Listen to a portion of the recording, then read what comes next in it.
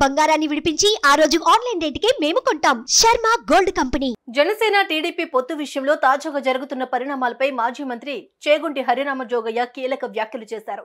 ఈ మేరకు ఆయన ఓ లేఖను విడుదల చేశారు. ఈ లేఖలో టీడీపీ జనసేన పార్టీల మధ్య సీట్ల కేటాయింపు అంశంపై కీలక వ్యాఖ్యలున్నాయి.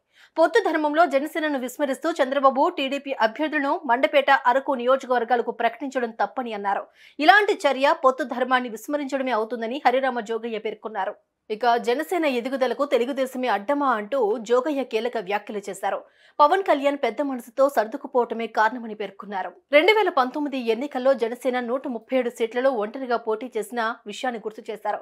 ఇప్పుడు టీడీపీతో పొత్తులో భాగంగా జనసేనకు తక్కువ సీట్లు కేటాయిస్తారనే ప్రచారంతో పవన్ అభిమానులు, జన సైనికులు నిరాశ చెందుతున్నారని తెలిపారు. పొత్తు ధర్మాన్ని పాటించకుండా చంద్రబాబుకు జనసేన సీట్లలో తమ అభ్యర్థులకు అవకాశం కల్పించేలా ప్రయత్నం చేస్తున్నట్లు తేటతెల్లమవుతోందని పేర్కొన్నారు. జనసేనకు 25 నుంచి 30 సీట్లు కేటాయిస్తే పవన్ ఇప్పటి వరకు చెప్పిన మాటలకు విలువ లేకుండా పోతుందని వివరించారు. పవన్ కు సీట్లు, అధికారంలో గానీ గౌరవమైన వాటా ఇవ్వకుంటే పవన్ పొత్తు విఫల ప్రయోగంగా మారుతుందని జోగయ్య అన్నారు.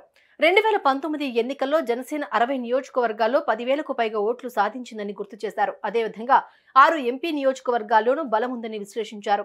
రెండు పార్టీలకు ఒకరి అవసరం మరొకరికి ఉందని, ఈ పరిస్థితుల్లో జనసేనకు సీట్లు, పవర్ షేరింగ్ లో టీడీపీ తగిన ప్రాధాన్యతనివ్వాల్సిన అవసరం ఉందని జోగయ్య అభిప్రాయపడ్డారు. అలాగే 2024 ఎన్నికలకు జనసేనతో పొత్తు టీడీపీ మనుగడకు అత్యవసరమని టీడీపీ నాయకులు, క్యాడర్ గుర్తుంచుకోవాలని హరిరామ జోగయ్య లేఖలో పేర్కొన్నారు. మొత్తంగా జనసేనకు 50 అసెంబ్లీ, 6 పార్లమెంట్ స్థానాలు కేటాయించాలని జోగయ్య డిమాండ్ చేశారు.